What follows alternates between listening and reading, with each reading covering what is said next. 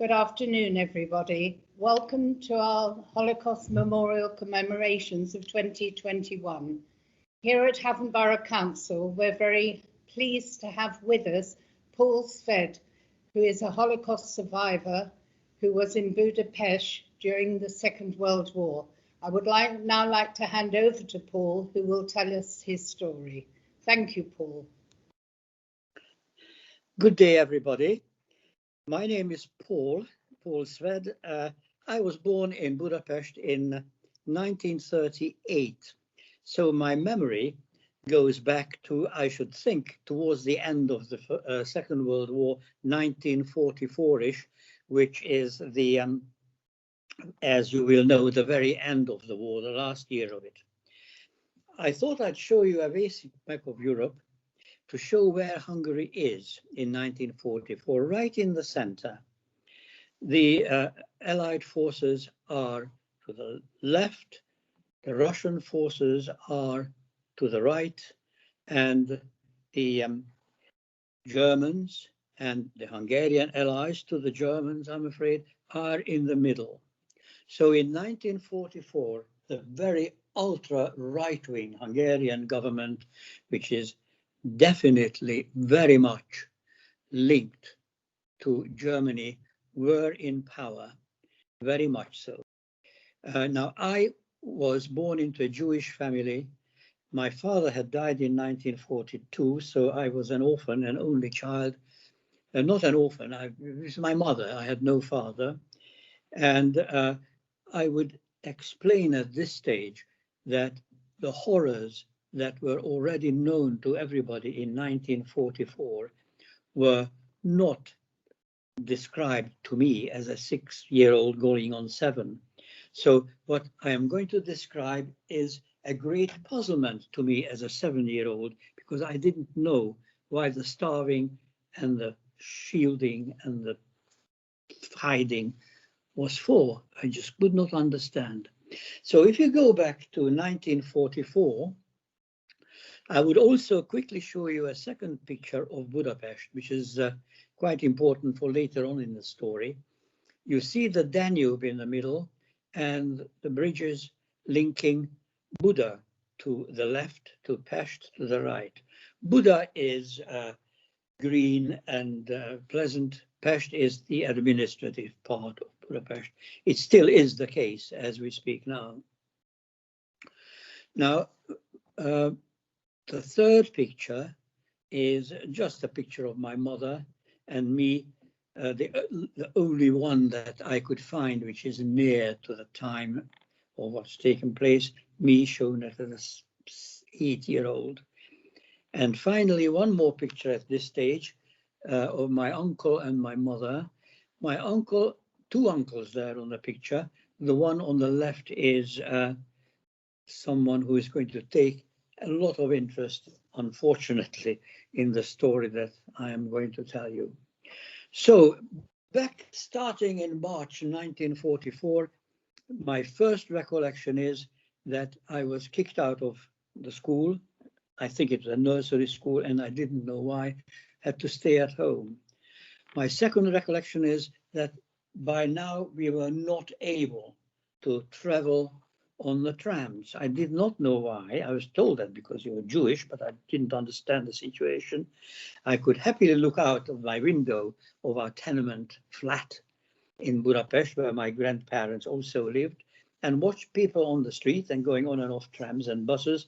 But for some reason, which I did not understand, me as a Jew was not able, and my parents were not able to do this, only on designated days, if I remember rightly. It was Tuesdays and Thursdays. Now, the Hungarian government by March 1944 is led by an ultra right-wing Hitlerist called Szálasi, who made possible during his power, during 44, the deportation of Hungarian Jews to Auschwitz, which I quickly say at that stage I knew nothing about. All I knew was by March, April 1944 that we had to wear a yellow star. Now, the next picture will show people wearing the yellow star. I thought it was some kind of a decoration, and I was proudly wearing one. I did not know that it was signifying the fact that I was Jewish and my parents were Jewish. I didn't buy a professional one in a shop. She tried to make one herself, a very rough one, which I was terribly, terribly proud of at the time, and wore it as some kind of decoration. You can see a couple of pictures of people wearing the yellow star in Budapest. Unfortunately, I don't have a picture of myself wearing one. Now, the house where we lived, a large tenement block, 5 stories, was designated to be a yellow star house. So only Jewish people could be there. Now, as some other houses were not yellow star house, unfortunately, a lot of people were jammed into our building, other Jews who we had to share the place with. Again, I could not understand why this should be the case. But we were all crowded in to our flat, people I had never seen, never heard of before. And there again, I was not able to fully understand why this would have to be the case. Now, later on, it was clear to my mother, whom I utterly depended on as the only person who would defend me and protect me in this situation, said that we are not safe here. We had to move somewhere else. And we moved into a village very near Budapest, where we stayed for a short while. I do not understand why we had to be there. We didn't know anybody in the village, in a little country house somewhere. We weren't there for very long. My only memory of that village is up on the sky, seeing hundreds and hundreds of little aeroplanes booming away very, very high up, looking like little pinpricks going bombing somewhere. I should think they were American. That, I think, was my main memory of the little village. I do not know why we had to be there.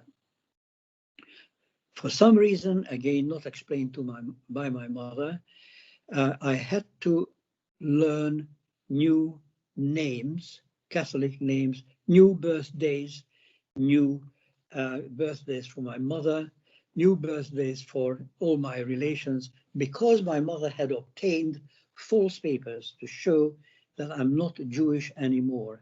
And these details were drilled into me every day, every evening in that village. Also, the Hail Mary in Hungarian and Our Father who art in heaven, every evening my mother was drilling it into me. To this day, I could cheerfully recite Hail Mary, Üdvözlégy Mária, marasztal teljes, az Úr van te veled, and so on and so on. I remember that, but what I had for dinner 2 days ago, I probably don't remember anymore. But I do not understand why I did have to do this. But it was a fact that it was felt by my mother, as I understood later, that these false papers would somehow save us from what was to follow.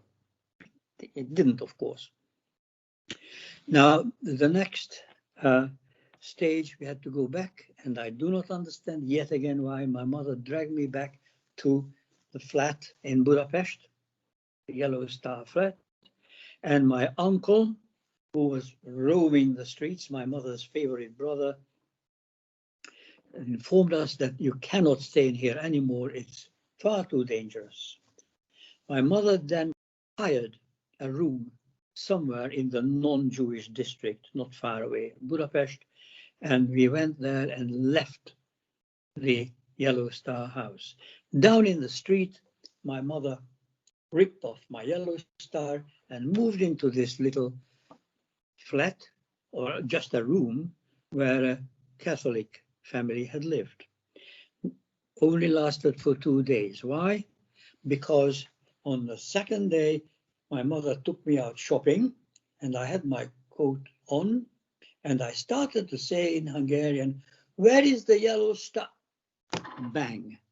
The boy, 14-year-old boy in the flat, heard that, shouted for his mother, and said, "These must be Jews. Let them get out of here." Now, throughout this little talk that I'm giving you here, I'm going to go through faces that I remember and still remember. The face of hatred from this 14-year-old boy, I do remember. And that is one of the faces that accompanied me through my life. We have to go back to the flat then, but again, not very long.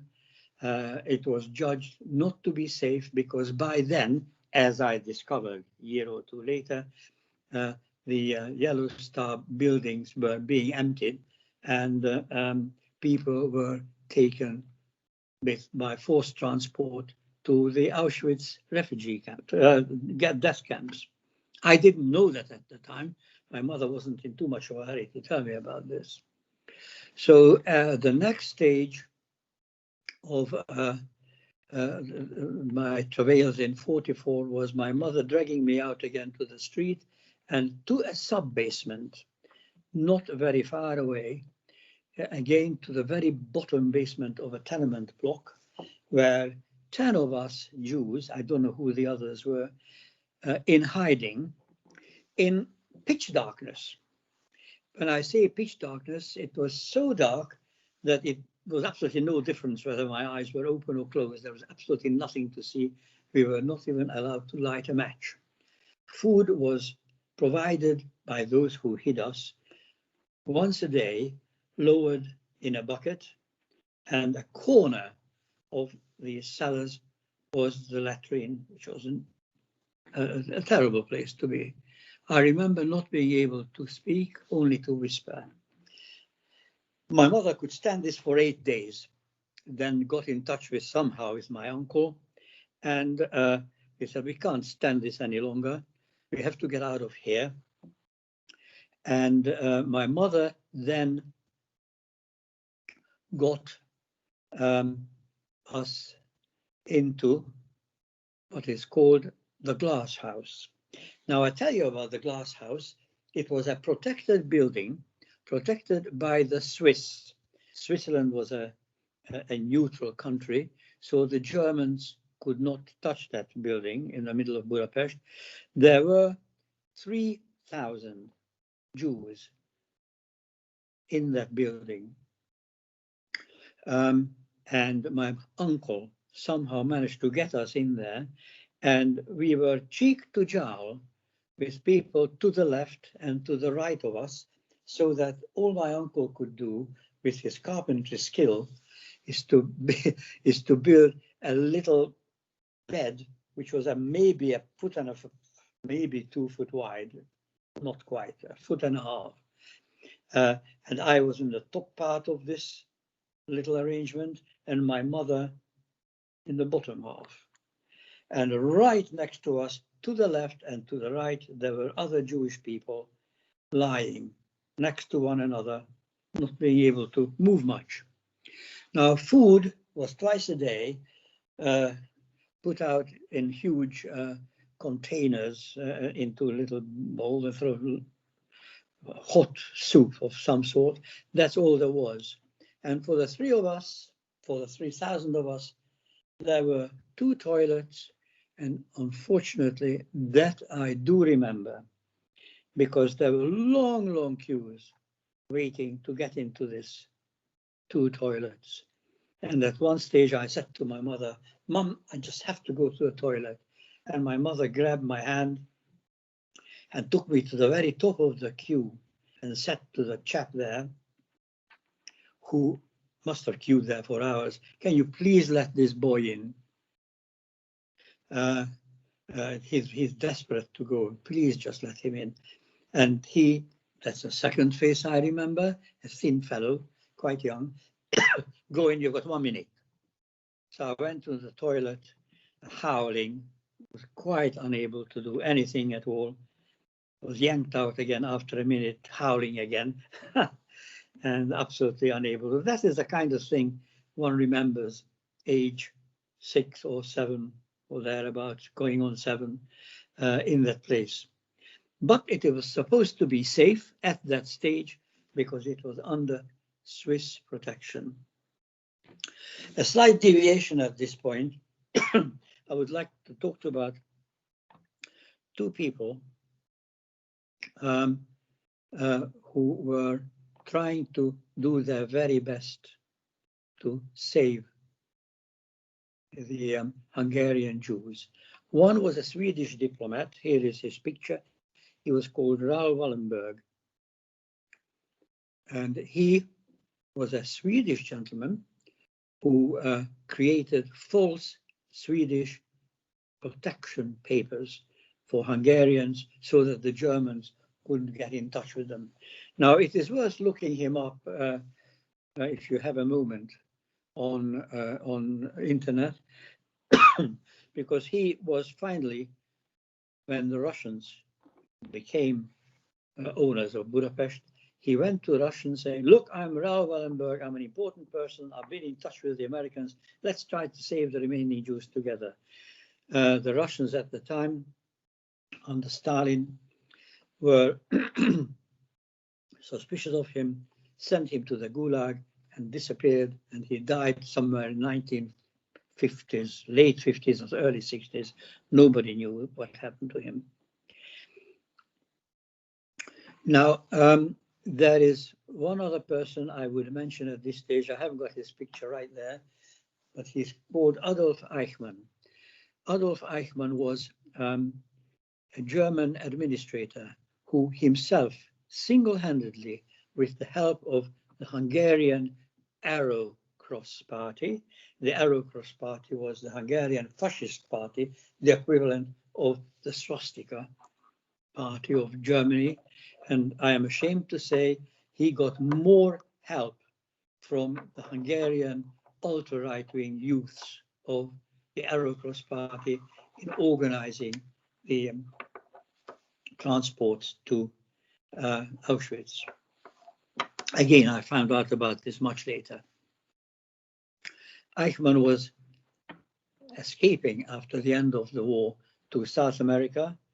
The Israeli government and the Israeli secret agents tracked him down, grabbed him in, I think it was somewhere in Argentina, grabbed him back to Israel, put on trial, and for being responsible for the transport of some 500,000 Hungarian Jews to Auschwitz, was hanged.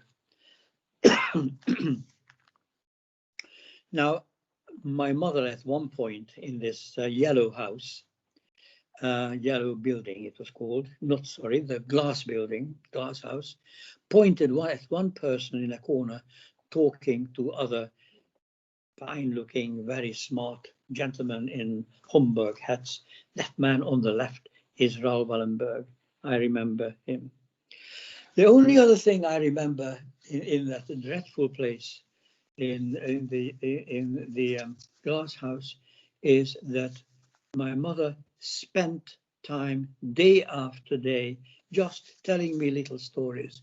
Me above her, she below me, in this little place that we had to ourselves day after day, and she told me little stories of little elves. I remember those stories.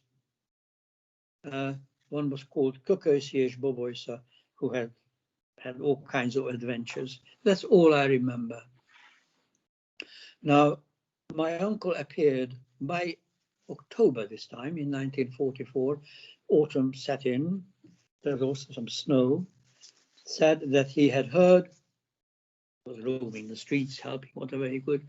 He had heard that Hungarians are now being rounded up in Budapest, too late to get to Auschwitz by now because the Americans were closing in on Auschwitz, and were getting shot into the Danube, as I discovered many from the glass house were shot into the Danube.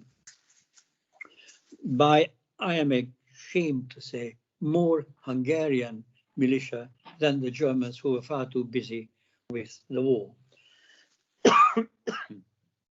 Now, that was the time when we just had to get out of there, because I did know, my uncle knew, I didn't, that our life was in danger at that stage. Now, if any one of you listening to this have a chance to go to Budapest on a visit, you may find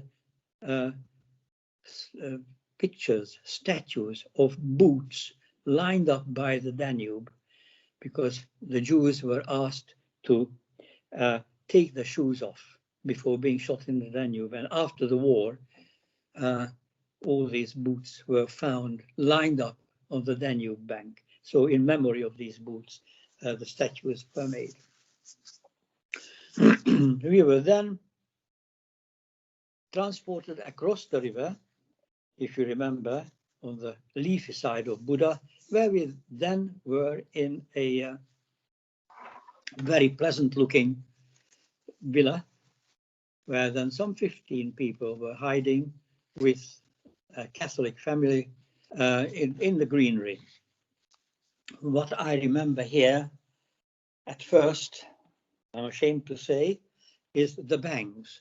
By this time, war has really reached Budapest.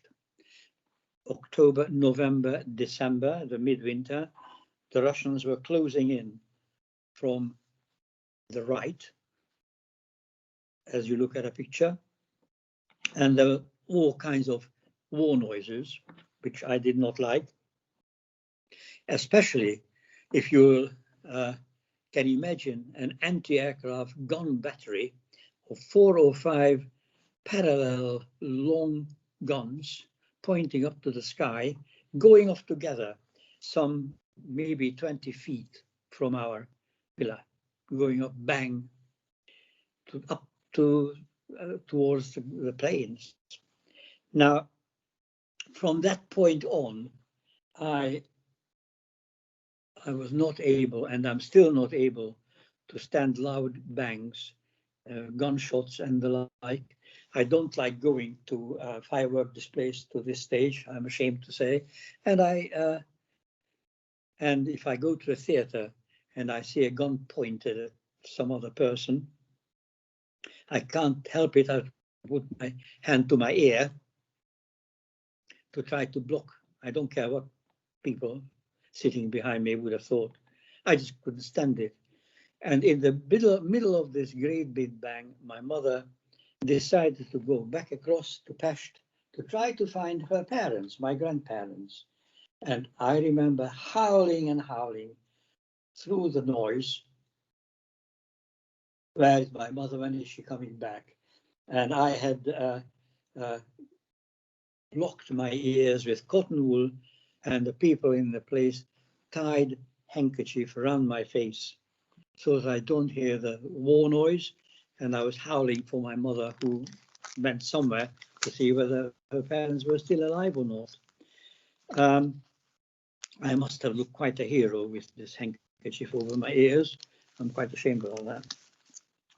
At this stage, I think I should mention that the Russian Red Army, who by that time took us over in the villa where we were very pleasant, actually. I had pleasant memories, and I was showered with presents by the young soldiers. I presume I had reminded them of their kids back at home. There was one person in particular called, we called him Domino, because we tried to teach him how to play domino, a Russian soldier. Somebody, one of the non-Jews amongst us, was able to speak some Ukrainian, so we could somehow communicate.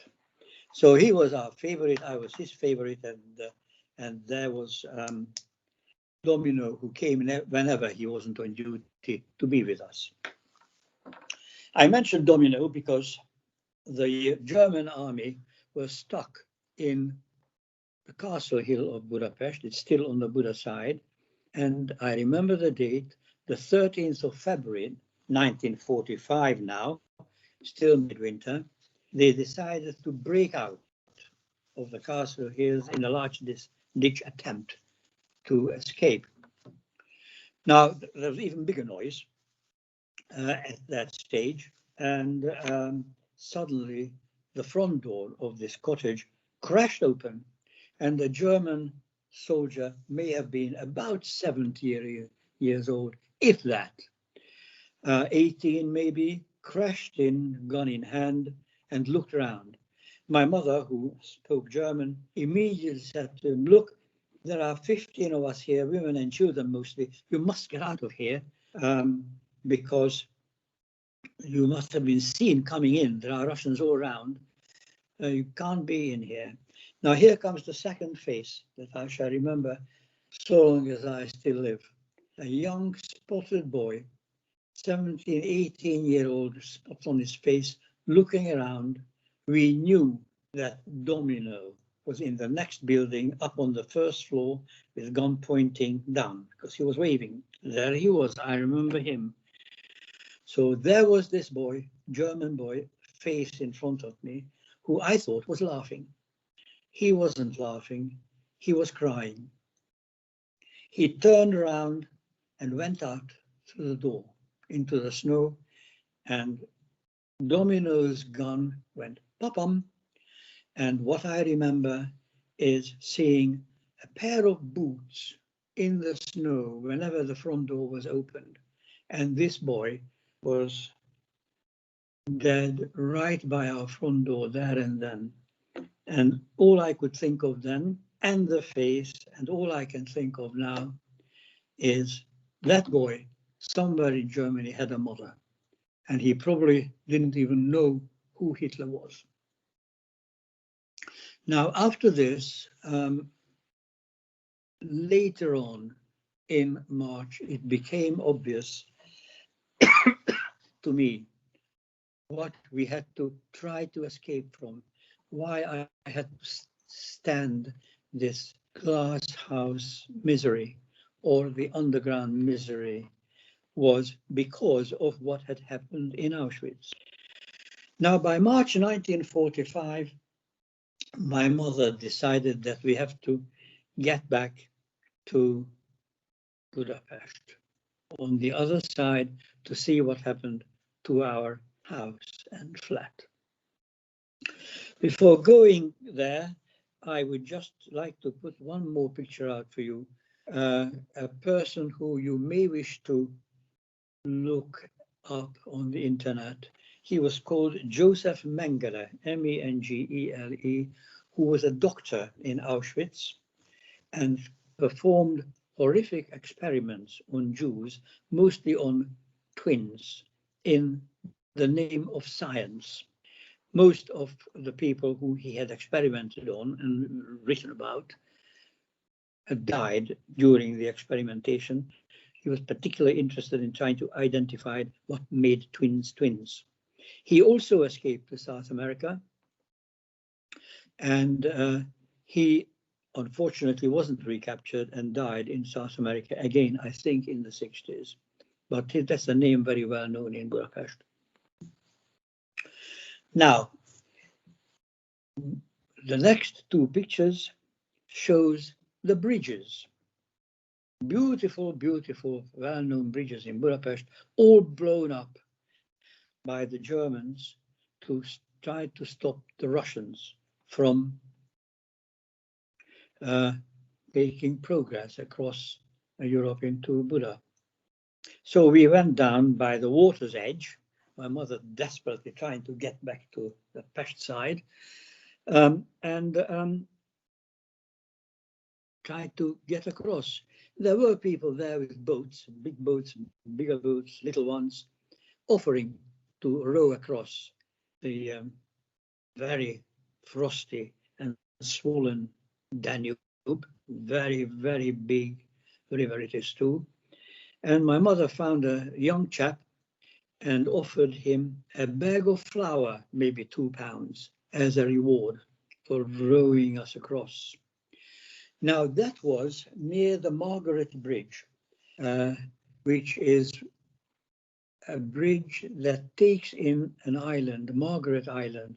If you try to recall the very first picture I showed, at the top of the picture, you could see an island called the Margaret Island, and a bridge goes from Budapest, taking in a bridgehead at the island.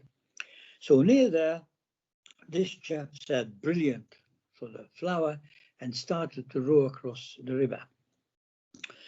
Now, there was no Margaret Bridge, only the ruins, of course. As we rowed across towards the island, on the island, a Russian soldier holding one of those Tommy guns, waving at us, pointing that he wants to go back to Buddha, go back to Buddha. And my mother said, row on, row on. And this chap in the gun then pointed the gun. And here comes the next face, I remember. This young boy, long hair he had, sweat pouring off his face, rowing and rowing, trying to ignore this chap. He didn't shoot, luckily, but the current got us, and we were very nearly swept against one of the pillar heads of Margaret Bridge. I remember this because my mother's hand went out, trying to hold off the bridgehead, which we would have smashed our boat out. We missed that as well, and we reached the Pest side to find that our own house, the tenement block where we lived, was bombed to the ground. So all it was a pile of ruins. So we had to stay with some relatives first on in 1945. Now, from here on, all I would say as a snatch or two or three significant for the future. Firstly, that by 1946, all the newspapers were full of stories of Auschwitz and those who escaped from the death camps. So it dawned on me, age 8, 9, and 10, what my mother and my uncle tried to keep us alive for, keep me alive for. Talking of my uncle, unfortunately, he worked as a baker's assistant, again with false papers. And he was cleaning a kiln in the bakery. And unfortunately, in 1945, a bomb hit the kiln and my uncle was dead there. So all those stories, and Mengele, the doctor, and others were full, the papers was full of these stories. And of course, trains coming back from the German and the Austrian border were full of survivors, and at the railway station, thousands of people waiting, trying to recognize their relatives or friends. Now, as a parting shot of what I was going to say, I think it is worth mentioning that Hungary became a Stalinist country with a little Hungarian mini Stalin, tying Hungary very much to Soviet Russia and socialism and communism. So us as middle class people were once again not welcome. So we had problems of a different kind being discriminated against. Now, as a parting shot, I would say that as a Hungarian refugee, 21,000 of us escaped Hungary to come to England. There were altogether 200,000 refugees. I had spoken some English at age 18 in 1956, where there was a revolution in Hungary against the socialist regime. And after further deprivations in Austrian refugee camps and train journeys, and helped by the totally wonderful British Council, who you should look up as well, wonderful organization, I managed to get to a refugee camp. By then, hadn't eaten for 2 days, up on Cannock Chase, across the channel, across Germany, 500 of us. And at the station in Stafford, I will mention this as a parting shot, there were 500 women in February 1957 waiting for the refugee train to turn up. And I was taken to one lady. Here comes her face again. She smiled at me and said, "Tea or coffee, love?" And I had not eaten anything for 3 days. Tea or coffee? And I was given a white bed to sleep in. I think it is worth contrasting this to some of the refugee problems that this country is facing one way or another today. Tea or coffee, love? And the care and attention and the support that I was given as a Hungarian refugee in the 1950s, 56, 57, to have been able to make for myself and for my family here a free life. At this stage, I think I would like to end my talk. I hope I was able to at least give you some ideas of what I went through as a child. And I would just like to thank you very much for having the patience and the inclination to listen to what I had to say and try to put it away for further reference. Thank you very much. Thank you very, very much, Paul. Your life story is so interesting to us. One question I would like to ask you, please. When you were in the glass house with so many fellow Jews, was there any inkling amongst those Jewish people of what was happening in Auschwitz, or hasn't the news arrived in Budapest as to what was happening? The answer to this is that they all knew, because in the glass house, in the basement, which maybe I should have mentioned, was a secret basement into which I was allowed once to have a look around, where Zionists, I didn't know who they were, Zionists were hiding. Zionists were people who wanted to create a Jewish state, which became Israel at a later stage, and they were the arch enemies of the Germans. They knew, and others knew. I was, I think I mentioned this in my talk, forever shielded by my mother. Why should she talk about death camps and gas chambers to a 6-7-year-old? I did not know at that stage myself. But indeed, during the course of the last 2 or 3 years, I was interviewed for the Holocaust Memorial building, which is now being talked about to be put up near the House of Parliament. And I was filmed by Natasha Kaplinsky, an actress you may have heard of. And it was with her that I discussed the fact that she had spoken to one other person who was in the glass house and asked me if I'd like to meet him. He was also a child, and I said yes, I would, if the other person is interested. But I haven't heard anything more. Thank you very much. It's been fascinating to hear what you remember, and you remember so much. Thank you very much for inviting me. I have what keeps me and my memory alive is the fact that for the past few years, the Holocaust Memorial Trust, which is a wonderful charity, had sent me to various schools and organizations to speak about my experiences. And having done that now for some time, it keeps the memory alive. And which is so important to all of us, that the memory is alive. And this recording will not only be on our website, it will be sent to all our local schools, because they'll find it as interesting as I have. So I'll just say thank you very much and goodbye to you, Paul. Thank you very much again for inviting me, and the very best of luck to you all. Thank you. Thank you. Bye-bye. Bye.